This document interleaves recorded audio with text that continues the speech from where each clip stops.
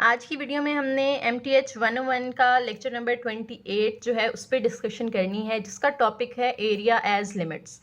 के लिमिट्स को यूज़ करते हुए आप एरिया कैसे फाइंड कर सकते हैं। ठीक है, तो यहाँ पे आप जैसे एक डायग्राम देख सकते हैं कि इसमें एक्स एक्सिस के ऊपर दो पॉइंट्स हमने लिए हैं ए और बी। इन दोनों के दरमियान जो है एरिया अगर हम इस कर्व के नीचे फाइंड करना चाहते हैं, ठीक है, तो वो कैसे फाइंड करेंगे। और ये जो कर्व है ना, ये किस फंक्शन की है, y is equal to F of X की, और ये स्टार्ट यहाँ से एरिया हो रहा है ए से और ख़त्म हो रहा है बी पे, तो इसका जो इंटरवल होगा वो हम ए बी लेंगे। ठीक है, ऐसा जो एरिया है ना उसे हम एंटी डेरिवेटिव्स फाइंड करते यूज़ करते हुए फाइंड कर सकते हैं। एंटी डेरिवेटिव यानी इंटीग्रेशन को यूज़ करते हुए। ठीक है, लेकिन उससे पहले थोड़ी सी हम यहाँ पे इसकी एक्सप्लेनेशन देख लेते हैं कि अगर आप ये जो कर्व थी ऊपर, ठीक है, इसको आप छोटे छोटे पार्ट्स में डिवाइड कर दें, ये जो एक्स एक्सिस पे पॉइंट्स हैं इनको स्मॉलर पार्ट्स के अंदर डिवाइड कर दें, तो यहाँ पे ये छोटी छोटी रेक्टेंगल्स बन जाती हैं। ठीक है, और ये ए और बी के दरमियान जो पॉइंट्स होंगे वो x1 से xn तक हैं।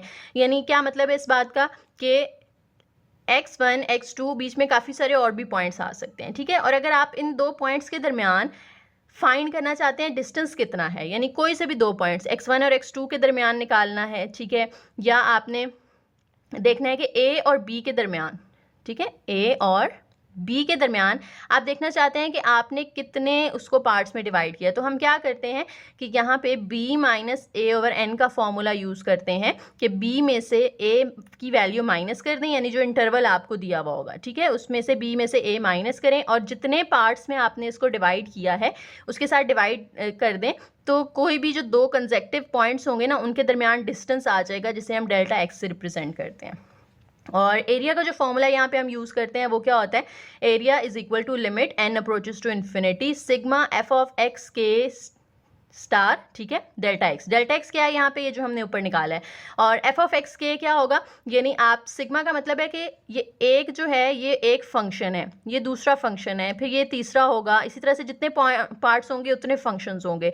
तो सिग्मा का मतलब है कि आपने हर एक की वैल्यू को क्या कर देना है, ऐड कर देना है। ऐड करने के बाद उस पर जो है वो लिमिट अप्लाई करनी है, फिर वो आपके पास एरिया आएगा। तो इसको एक्सपैंड करके भी मैंने यहाँ पे लिख दिया है कि हर फंक्शन के साथ अलग अलग x1 x2 ये अप टू xn तक जाएगा और बाहर डेल्टा x है, तो इस पूरे की जगह हम सिर्फ सिग्मा लिख के और ये फंक्शन भी लिख सकते हैं। ठीक है जी, तो ये फॉर्मूला आपने याद रखना है, ये फॉर्मूला आगे यूज़ होगा हमारे एग्जाम्पल्स के अंदर। उसके बाद तीन मेन पॉइंट्स जो यहाँ पे याद रखने हैं आपने फॉर्मूलाज, वो हैं left hand point, right hand point और मिड पॉइंट। यानी अगर आपने एरिया फाइंड करना हो किसी कर्व के नीचे किसी भी रीजन का, तो आप तीन तरीके से एरिया फाइंड कर सकते हैं। या तो आप उसका लेफ्ट हैंड पॉइंट यूज़ करके एरिया निकाल लें, या राइट हैंड पॉइंट यूज़ कर लें, या मिड पॉइंट यूज़ कर लें। तो अगर आप लेफ्ट हैंड पॉइंट से एरिया निकालना चाहते हैं तो आप ये फॉर्मूला यूज़ करेंगे a प्लस के माइनस 1 इंटू डेल्टा एक्स। अगर आप राइट हैंड पॉइंट को यूज़ करते हुए एरिया निकालते हैं तो ये फॉर्मूला लगेगा, और अगर आप मिड पॉइंट को यूज़ करते हुए निकालते हैं तो ये वाला फॉर्मूला लगेगा। ठीक है, अब इससे रिलेटेड हम थोड़ी सी एग्जाम्पल्स कर लेते हैं। सबसे पहली जो हमारी एग्जाम्पल है यहाँ पे, उसमें कहा गया है कि use definition of area with x के star as right end point of each sub interval to find area underline y is equal to x over interval 1 2।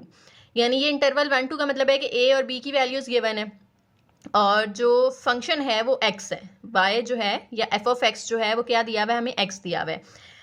X के स्टार को हमने राइट हैंड पॉइंट के तौर पे use करना है। ठीक है, अब हमने पीछे जो एरिया का फॉर्मूला देखा था, पहले उसमें देखते हैं कि हमें क्या क्या चाहिए। ठीक है, तो डेल्टा एक्स चाहिए हमें, तो पहले तो हम डेल्टा एक्स निकाल लेते हैं। उसका फॉर्मूला क्या होता है, b माइनस ए ओवर एन। तो b माइनस ए यानी 2 माइनस 1, ठीक है, ओवर एन। एन यहाँ पे हमें नहीं दिया हुआ तो इसलिए हम उसको एन ही रहने देते हैं। ठीक है, तो 2 माइनस 1 ये आ जाएगा 1 ओवर एन। अब हमने क्योंकि उसको राइट हैंड पॉइंट से सॉल्व करना है, तो राइट हैंड पॉइंट का फॉर्मूला देख लें, वो हमारे पास होता है a प्लस के डेल्टा एक्स। तो यहाँ पे आप राइट हैंड पॉइंट का फॉर्मूला लिखें a प्लस के डेल्टा एक्स। तो a की वैल्यू यहाँ पे हमारे पास क्या है, 1। ठीक है, तो वो 1 आ गई। डेल्टा एक्स हमारे पास क्या आया है, 1 ओवर एन। तो वो दोनों हमने a और डेल्टा एक्स की जगह पुट कर देना है। तो a की जगह आ जाएगा 1 प्लस के इंटू डेल्टा एक्स की जगह 1 ओवर एन। तो 1 प्लस के 1 जा के ओवर एन, तो ये एक्स के स्टार आ गया आपके पास। ठीक है, अब जो फॉर्मूला होता है ना एरिया का, उसमें हमें दूसरी चीज़ चाहिए होती है फंक्शन। ठीक है, एक तो डेल्टा एक्स चाहिए, दूसरा हमें फंक्शन रिक्वायर्ड होता है यहाँ पे। तो फंक्शन भी हम यहाँ पे पहले फाइंड कर लेते हैं। जो फंक्शन एफ ऑफ एक्स के स्टार डेल्टा एक्स, यानी दोनों की वैल्यू हमने इकट्ठी पुट कर ली। तो एफ ऑफ एक्स जो है वो तो एक्स के इक्वल था ना, तो इस एक्स को लिखेंगे लेकिन एक्स के साथ हम लगा देंगे के स्टार। और साथ में ये delta X as it is. अब एक्स के स्टार की हमने वैल्यू यहाँ पे निकाली है 1 + k/n, वो पुट करें। डेल्टा एक्स की जो वैल्यू हमने निकाली थी 1/n, वो पुट की। अब 1/n 1 के साथ अलग से मल्टीप्लाई हो जाएगा, 1/n k/n के साथ अलग से मल्टीप्लाई हो जाएगा। तो ये हमने इस पूरे फंक्शन की वैल्यू भी निकाल ली, ठीक है। अब हमने एरिया का फॉर्मूला लिखना है। एरिया का फॉर्मूला होता है limit sigma F of X के डेल्टा एक्स। तो लिमिट और सिग्मा तो वैसे ही आएगा, एफ और डेल्टा एक्स की हमने कंबाइन वैल्यू यहाँ पे निकाल ली है, ये हमने यहाँ पे पुट कर देनी है, ठीक है। पुट करने के बाद नेक्स्ट काम आपने क्या करना है कि सिग्मा दोनों के साथ अलग अलग हो जाएगा। सिग्मा 1/n अलग कर लें, सिग्मा k/n² अलग कर लें। अब 1/n क्योंकि कांस्टेंट है, क्योंकि जो लिमिट है वो तो यहाँ पे k की दी हुई है ना, जो इंडेक्स है वो k है, तो 1/n कांस्टेंट है, ये बाहर आ जाएगा, अंदर 1 रह जाएगा। यहाँ पे इंडेक्स हमारा k है, तो k को अंदर रखें, ये जो 1/n² है वो बाहर निकाल लें। उसके बाद जो लिमिट है वो साथ वैसे ही चलती आ रही है, ठीक है। 1/n जो बाहर निकाला था वो वैसे ही। और ये सिग्मा की प्रॉपर्टी हमने पिछले लेक्चर के अंदर पढ़ी थी कि अगर यहाँ पे इंडेक्स ना दिया हुआ हो तो हम इस नंबर को n टाइम्स लिख देते हैं, या जितना ऊपर अपर पावर होती है उतनी दफ़ा लिख देते हैं, ठीक है। तो अपर पावर यहाँ पे n है, तो हम इसकी जगह 1 की जगह n लिख देंगे, plus 1/n² as it is. और सिग्मा k का हमने पिछले लेक्चर के अंदर फॉर्मूला पढ़ा था, जहाँ पे 3 फार्मूलाज हमें दिए हुए थे, 3 थ्योरम्स थे, सिग्मा k² और सिग्मा k³। तो वहाँ से सिग्मा k की वैल्यू हमें दी हुई थी n × n-1/2, तो वो हमने यहाँ पे पुट कर दी। अब ये n और n तो कैंसिल हो गया, 1 रह गया, प्लस 1/n² में ये जो एक n है, ठीक है, ये 2 हैं तो यहाँ पे एक कैंसिल हो जाएगा, तो नीचे 1 रह जाएगा। साथ में 2 है तो ये 2n बन गया, ऊपर बच गया हमारे पास n-1। अब ये n के साथ 2n अलग कर लें, -1 के साथ 2n अलग कर लें। यहाँ पे n और n कैंसिल हो गया, तो 1/2 बचा, 1 + 1/2, यहाँ पे -1/2n। अब हमने यहाँ पे लिमिट अप्लाई कर देंगे। जब हम लिमिट अप्लाई करेंगे तो इन दोनों में तो n नहीं है ना, ये तो वैसे ही आ जाएंगे। इसमें जो n है उसकी जगह हमने क्या पुट कर देना है, इन्फिनिटी पुट कर देना है। तो 2 इन्फिनिटी से मल्टीप्लाई होगा तो भी इन्फिनिटी ही रहेगा, और 1/∞ जो है वो क्या होता है, 0 होता है। अब ये जो थे इन दोनों का आपने एलसीएम ले लेना है, तो एलसीएम आ जाएगा 2 + 1/2 3/2, और यहाँ पे एरिया का आंसर आपके पास आ गया 3/2। उसके बाद नेक्स्ट एग्जांपल है, सेम प्रॉब्लम है पीछे वाली, ठीक है, सेम मतलब स्टेटमेंट है, लेकिन राइट हैंड की जगह आपने लेफ्ट हैंड यूज़ करना है। ये जो अभी हमने पीछे क्वेश्चन किया है ना, ये वाला, इसके अंदर जो वैल्यूज़ थी वही सारी सेम होंगी, लेकिन सिर्फ राइट की जगह लेफ्ट हैंड पॉइंट होगा, यानी डेल्टा एक्स की वैल्यू तो सेम आएगी वैसे ही, ठीक है, लेकिन लेफ्ट हैंड हमने यहाँ पे पुट करना है। अब लेफ्ट हैंड का फॉर्मूला होता है a + k - 1 × डेल्टा एक्स। तो a की वैल्यू यहाँ पे 1 ही है, सेम, डेल्टा एक्स की वैल्यू भी सेम, वो पुट की, ठीक है। तो यहाँ पे k - 1 के साथ डेल्टा एक्स आ गया और a की जगह 1 आ गया।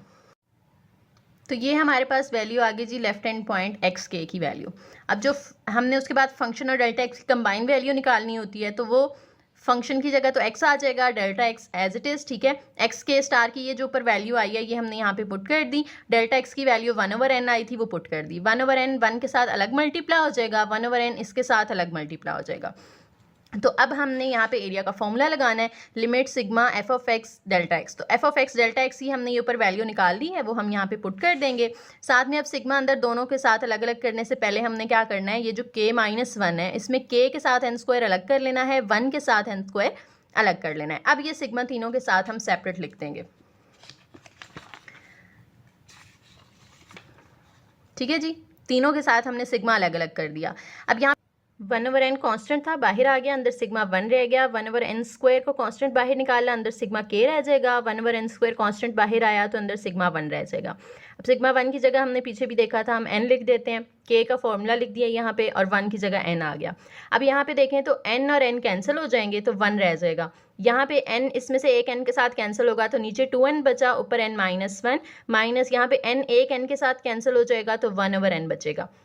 अब यहाँ पे ये जो n - 1 है, इसमें n के साथ 2n नीचे वाला अलग कर लेंगे, 1 के साथ 2n अलग कर लेंगे। अब ये सारी जो 4 वैल्यूज़ हैं इनको आप देखें कि कोई कटिंग होती है यहाँ पे, जैसे इसमें n और n कट हो जाता है तो 1/2 बचता है, इनमें नहीं होती तो वो वैसे ही रहने दें। अब आप लिमिट ओपन कर दें, लिमिट ओपन करेंगे तो इनमें तो n नहीं है, ये तो एज इट इज़ आ जाएंगे। इनमें नीचे आप इन्फिनिटी पुट करेंगे, और ओवर के नीचे अगर इन्फिनिटी आ रहा हो तो वो 0 हो जाता है, ठीक है। तो ये दोनों वैल्यूज़ हो जाएंगी 0, तो 3/2 आंसर आ गया। अब यहाँ पे एक बात नोट की आपने कि एग्जाम्पल्स दोनों की स्टेटमेंट सेम थी, ठीक है, यानी फंक्शन सेम था, लेकिन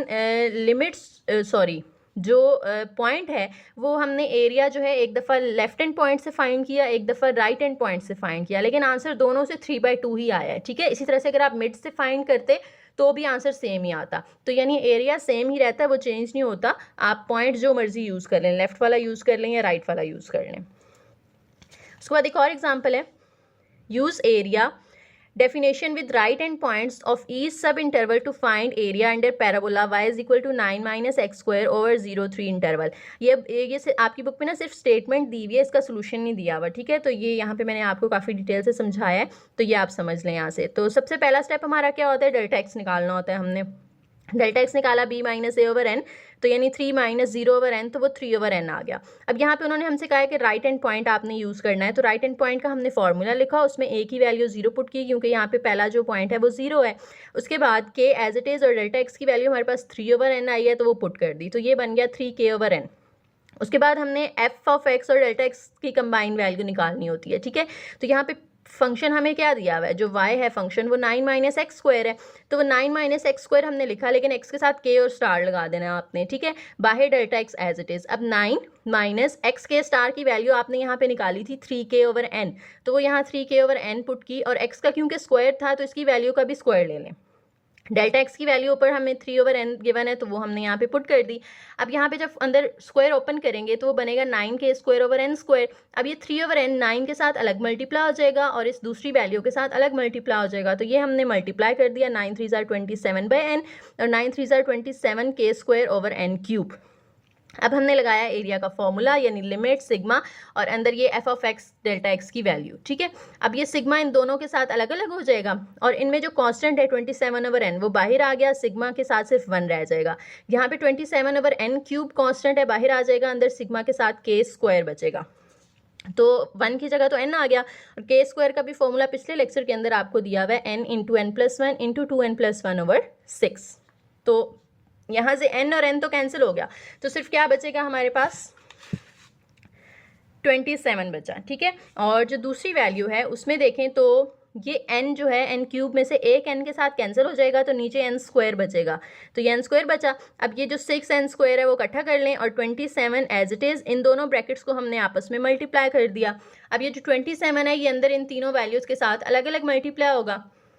54n स्क्वायर के साथ 6n स्क्वायर अलग कर लेंगे, 81 के साथ अलग कर लेंगे, और 27 के साथ ही अलग कर लेंगे। अब जो कटिंग होती है वो कर दें, n स्क्वायर के साथ कैंसिल हो गया, यहाँ पे n एक n के साथ कैंसिल होगा, तो नीचे 1 बचेगा, और यहाँ पे कोई कटिंग नहीं हो रही। ठीक है, अब यहाँ पे 27 माइनस 54/6, ये दोनों तो कांस्टेंट हैं, लिमिट जो अप्लाई होगी वो इन दोनों के साथ होगी, क्योंकि इनमें n आ रहा है।